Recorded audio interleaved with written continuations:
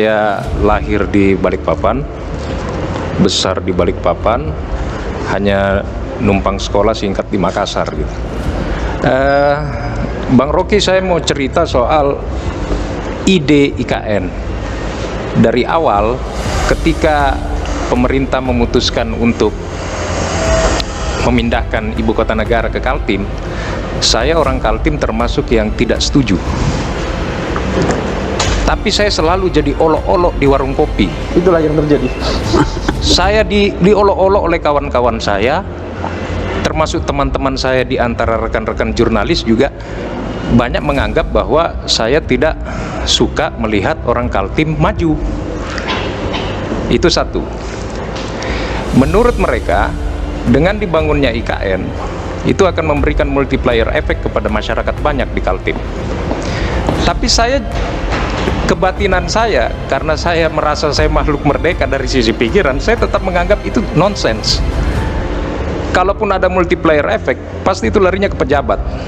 Melunaknya Presiden Jokowi yang tidak mau bergegas pindah ke ibu kota Nusantara di Kalimantan Timur bisa menjadi pertanda buruk. Apalagi Jokowi sering memakai bahasa simbol. Pembangunan ibu kota Nusantara paling tidak membutuhkan dana 466 triliun rupiah karena luas IKN yang luasnya 4 kali Jakarta. Sampai saat ini, tidak ada investor dunia yang tertarik membangun IKN. Secara bisnis, memang tidak ada cuan di IKN. Apalagi jarak antara Jakarta dengan ibu kota Nusantara jauh, bahkan disebut yang terjauh di dunia. Ditambah lagi harganya mahal dan biasanya akan gagal. Proyek itu adalah ambisi politik.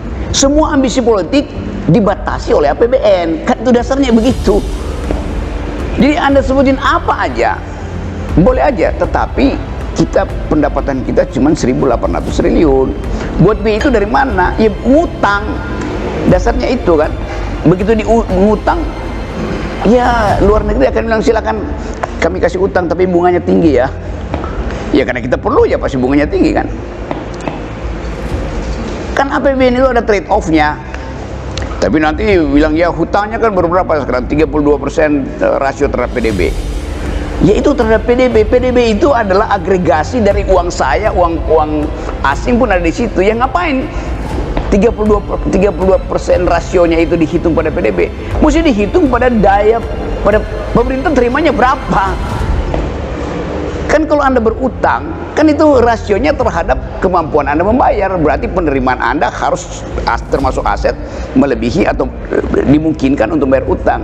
Bukan dengan asumsi PDB yang dianggap oleh Jokowi aman, 30% masih aman itu kan. Kan itu cara membaca datanya begitu kan.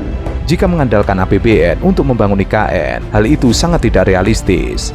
Apalagi defisit APBN 2024 akan naik menjadi 609 triliun rupiah atau 2,7% dari produk domestik bruto. Target awal defisit 522 triliun rupiah atau 2,29% dari PDB. Apalagi pemerintahan Prabowo Gibran akan fokus merealisasikan program makan bergizi gratis. Semuanya akan menjadi rebutan anggaran. Program makan bergizi gratis lebih jelas dampaknya untuk rakyat ketimbang IKN. Mencari dana utangan dari luar negeri atau lembaga internasional juga berat karena keuangan sebelah negara maju dan lembaga keuangan dunia sedang kering. Sampai hari ini saya masih tetap jadi olok-olok. Jadi saya kadang bingung memosisikan sikap kita gitu. Ketika kita berusaha mengkritik, kita punya musuh banyak. Pemerintah, termasuk pejabat-pejabat dan lain sebagainya. Ketika kita bikin berita yang kritis, pemerintah juga balik mengkanter dengan berita gula. Nah, sorry, saya flashback juga soal ide IKN. Mantan Gubernur Kaltim, Pak Awang Faruk, itu pernah mengklaim bahwa ide awal IKN di Kaltim itu adalah ide dia. Karena dia yang memasukkan itu di kapsul waktu itu. Kemudian diteruskanlah oleh Jokowi. Nah, poinnya yang saya ingin tanyakan, apa yang harus kita lakukan? Sementara ini sudah menjadi undang-undang, ini sudah berjalan, kita mau teriaki bagaimanapun pasti tebal telinga semua. Yang ada hanya forum-forum seperti ini, dan sekali lagi forum-forum seperti ini menurut saya menjadi minoritas. Apa yang harus kita lakukan dalam situasi ini? Apakah kita mau terus berteriak menolak, ataukah sudah seperti di awal tadi, sudah kita tunggu saja waktunya, momennya, ini akan jadi olok-olok. Apalagi mundurnya Kepala Otorita Ibu Kota Nusantara Bambang Susantono dan wakilnya Doni Rahayu bertanda ada masalah dalam IKN. Keduanya dimungkinkan melihat mega proyek besutan Jokowi ini banyak masalah dan tidak jelas arahnya, makanya mereka mundur. Selain masalah investasi yang sulit masuk ke Indonesia, penyebab investasi masih susah masuk ke Indonesia secara umum adalah soal korupsi. Hal itulah yang membuat kepercayaan investor terkikis ketika hendak menaruh modal di Indonesia. Apa Pak Jokowi nggak pergi ke Cina? Ada kok. Tapi kan kata-kata Anda, Presiden Jokowi menjual IKN ke Cina. Ya, nyari investor artinya menjual, bukan membeli. Jadi Anda menilai bahwa tidak ada unsur hoax di situ. Kalau kata-kata itu yang dipersoalkan. Iya, kan itu bahasa Indonesia, bahasa gaul dari cari investor artinya jual. Apalagi jual Kalimantan yang udah dinyatakan sebagai paru-paru dunia itu kan. Jadi itu bagi saya itu jual masa depan. Kelihatannya memang ketua otorita itu tahu bahwa ini nggak mungkin selesai bulan Agustus, kan itu ya udah dimobilisasi lagi ke situ. Lalu Pak Luhut bilang enggak, itu semua bisa selesai itu. Iya, dari awal juga keyakinan itu pasti kena dihitung. Tetapi mundurnya dua orang ini itu menunjukkan bahwa tidak ada perencanaan yang matang di situ kan. Jadi Pak Luhut memang di blueprintnya ada, tetapi eksekusinya memang nggak jalan. Kenapa nggak jalan? Ya karena problem tidak diselesaikan. Dari soal kepres sampai soal hak masyarakat adat. Akhirnya Pak Jokowi sepertinya tidak akan jadi berkantor di IKN seperti yang kita duga. Kenapa? Karena belum siap lah. Jadi kalau kemarin ngebet pengen berkantor di sana, sekarang Pak Jokowi sudah realistis. Ya, makanya Pak, apa-apa itu emang nggak bisa dikebut sesuai kemauan kita. Syukurlah Bapak akhirnya mau menerima kenyataan. Tidak hanya bahwa tidak jadi berkantor di sana, seperti yang Bapak katakan, air belum ada, listrik belum ada. Tetapi juga siap-siap saja bahwa IKN itu tidak akan pernah jadi seperti yang Bapak mimpikan, ya kan? Ada peluang ke situ. Kenapa? Karena IKN bukan lagi prioritas dari pemerintahan baru. So, mari kita nikmati apa yang akan terjadi. Semua sudah sudah ditulis di langit lah. Kita berharap IKN selesai, tapi kalau memang tidak jadi prioritas pemerintahan baru, Bapak mau bilang apa, ya kan? Kita pun hanya bisa bersuara, tidak bisa melakukan apapun. Gitu Pak Jokowi, terima kasih karena kembali sadar bahwa tidak semua bisa simsalabim. Membangun ibu kota baru tidak mungkin dalam 5, 6, 7 tahun. Perlu waktu yang lama membentuk sebuah kota. Terima kasih, karena pada akhirnya jadi lebih realistis. Merdeka! Presiden Jokowi telah memastikan batal berkantor di Ibu Kota Negara Nusantara setelah perayaan Hari Ulang Tahun Kemerdekaan RI 17 Agustus 2024 mendatang. Alasannya, fasilitas dasar seperti air bersih dan listrik belum siap. Padahal sebelumnya Jokowi percaya diri bisa pindah berkantor di IKN setelah 17 Agustus tahun ini. Listriknya udah siap belum? Tempatnya udah siap belum? Kalau siap, pindah. Belum dapat laporan dari PUPR, Pak? Belum dapat. Sudah, tapi belum. Sudah, tapi belum. Tapi soal kepresnya bakalan, kepres pemindahan ibu kota apa bakal terlaksana sebelum 17 Agustus? Kepresnya bisa sebelum, bisa setelah Oktober. Kita melihat situasi lapangan. Kita tidak ingin memaksakan sesuatu yang memang belum, jangan dipaksakan. Politisi Partai Demokrasi Indonesia Perjuangan, Deddy Sitorus ikut berkomentar, Jokowi mulai berpikir realistis soal berkantor di IKN. Mulai sadar bahwa semua tidak bisa dikebut sesuai kemauan. Ia mengatakan akhirnya Jokowi sepertinya tidak akan berkantor di IKN seperti yang diduga. Kenapa? Karena belum siap. Jadi kalau kemarin ngebet pengen berkantor di sana, sekarang Pak Jokowi sudah realistis. Makanya apa-apa tidak bisa dikebut sesuai kemauan. Syukurlah akhirnya Jokowi bisa menerima kenyataan. Akhirnya Pak Jokowi sepertinya tidak akan jadi berkantor di IKN seperti yang kita duga. Kenapa? karena belum siap lah. Jadi kalau kemarin ngebet pengen berkantor di sana, sekarang Pak Jokowi sudah realistis, ya. Makanya Pak, apa-apa itu emang nggak bisa dikebut sesuai kemauan kita. Anggota DPR RI itu juga memperingatkan Jokowi untuk bersiap bahwa nantinya IKN tidak akan jadi seperti yang diimpikan Jokowi selama ini. Ada peluang di situ karena IKN bukan lagi prioritas pemerintahan baru. Nikmati saja apa yang terjadi, semua sudah ditulis di langit. Meski demikian, Dedi berharap IKN selesai dibangun. Tapi jika IKN tidak masuk dalam prioritas pemerintahan baru, Jokowi harus menerimanya. Ketua dan Wakil Ketua Badan Otorita IKN katanya mengundurkan diri. Kalau yang saya tahu sebenarnya disuruh mundur atau dimundurkan. Kenapa dimundurkan? Ya karena dianggap gagal.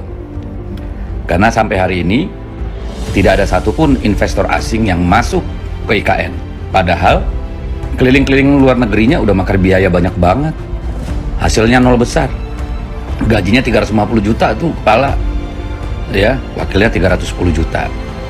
Luar biasa kan? Nah, lalu target untuk konstruksi jauh dari harapan.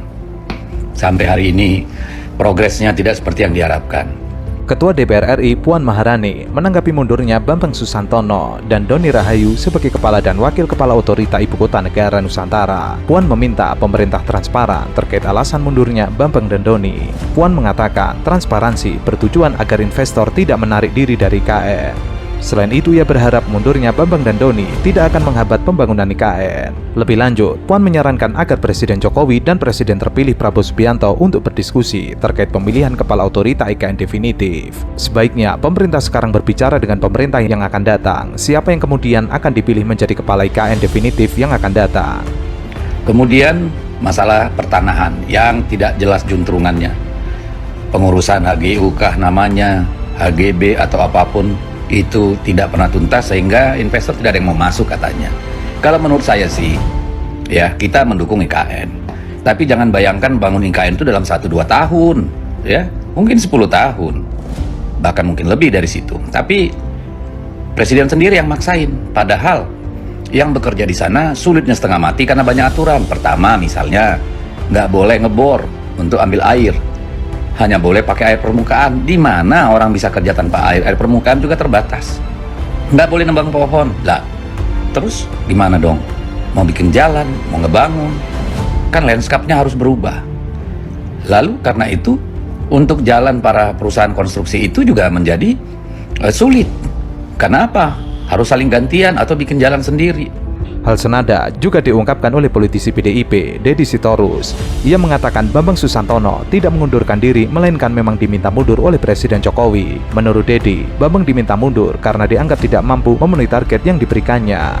Deddy menuturkan, hingga kini belum ada satupun investor yang memberikan kepastian untuk melakukan investasi di IKN. Selain itu, munculnya masalah pertanahan atau status tanah tidak selesai dan banyak masalah. Di sisi lain, ia mengungkapkan, banyaknya larangan juga yang membuat pekerja konstruksi lambat. Misalnya tidak bisa mengebor air tanah, hanya air permukaan. Ini menyulitkan proses konstruksi. Tidak boleh menebang pohon atau mengubah kontur. Akhirnya jadi lambat karena akses jalan menjadi rebutan para kontraktor yang memperlambat pekerjaan.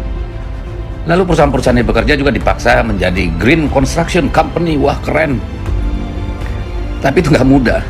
Akhirnya apa? Semuanya terlambat, semuanya berjalan dengan pelan, tidak bisa mencapai target yang diinginkan. Ya nggak mungkin lah dengan begitu ketatnya aturan-aturan, kemauan, segala macam, lalu bisa mengerjakannya sesuai target. Dari mana?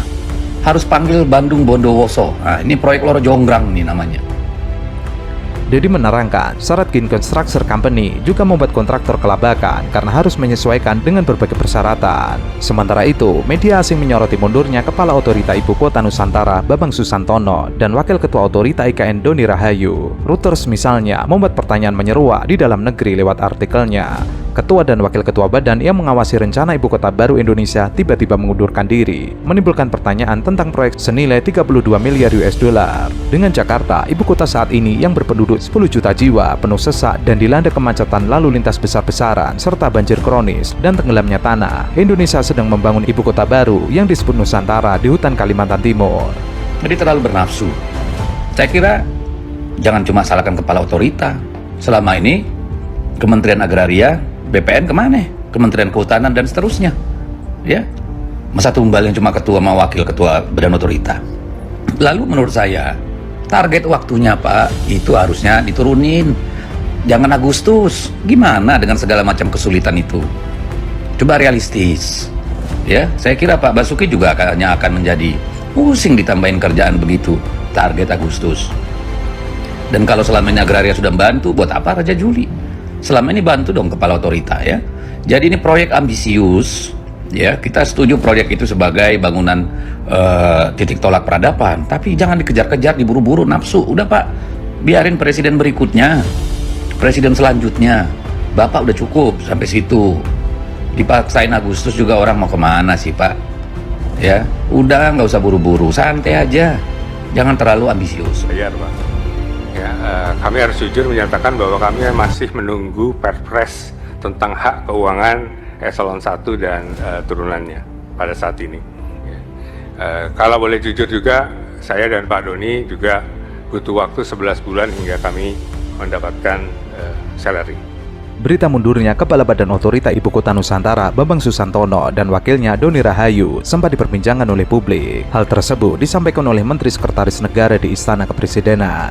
Dalam kesempatan itu, Pratikno tidak menjelaskan alasan Bambang dan Doni meninggalkan jabatannya tersebut. Sebab alasan mundur pimpinan Otorita IKN itu tidak disampaikan dalam surat pengunduran diri yang disampaikan ke Presiden Jokowi. Bangsa ini kerugian dengan kehilangan Bambang Susantono. Saya lama dengan beliau, dia adalah insinyur yang sangat profesional, sangat-sangat profesional.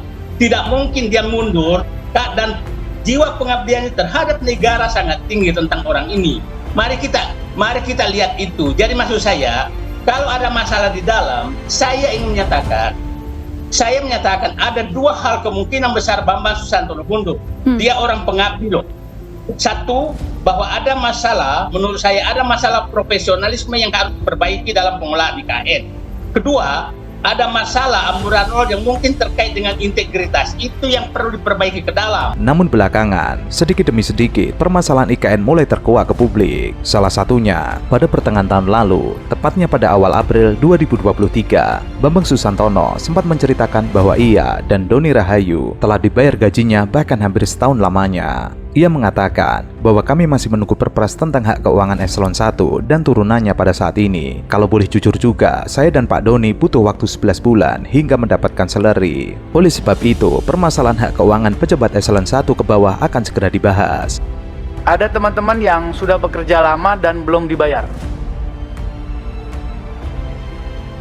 Itu kami minta konfirmasi Pak. Apalagi bulan puasa begini mau lebaran, nggak ada gajian, zolim kami Pak. Kita zolim Pak. Kalau Pak Ustadz Al-Mukarram Gus Pardi Gaus pernah ngajarkan ke saya, maka bayarlah para pekerja sebelum keringat itu kering. Bayar Pak. Ya, kami harus jujur menyatakan bahwa kami masih menunggu Perpres tentang hak keuangan eselon 1 dan turunannya pada saat ini. Kalau boleh jujur juga, saya dan Pak Doni juga butuh waktu 11 bulan hingga kami mendapatkan salary. Hal ini menyambung kabar gaji pegawai otorita IKN belum dibayar berbulan-bulan lamanya, seperti yang ramai diberitakan sebelumnya. Dalam rapat dengar pendapat di DPR itu, Bambang menceritakan ia masih menunggu peraturan presiden atau Perpres yang mengatur hal tersebut. Kemudian, pada pertengahan April 2023, Wakil Kepala Otorita IKN Doni Rahayu menyatakan Presiden Jokowi sangat mendukung percepatan penyelesaian masalah gaji pegawai yang belum dibayar berbulan-bulan. Gitu. Jadi ya sudah dibahas ini yang hak keuangan untuk pejabat eselon 1 ke bawah ini di Menko Polhukam, Ibu sekalian, dan ini meluncur ke presiden sekarang begitu. Jadi ini teman-teman saya ini merupakan teman-teman yang tangguh, Ibu sekalian. Jadi ya demikianlah kondisinya begitu ya. Dan mereka juga tetap bekerja dengan semangat, tapi tentu saja kami juga melakukan langkah-langkah agar ini bisa dipercepat.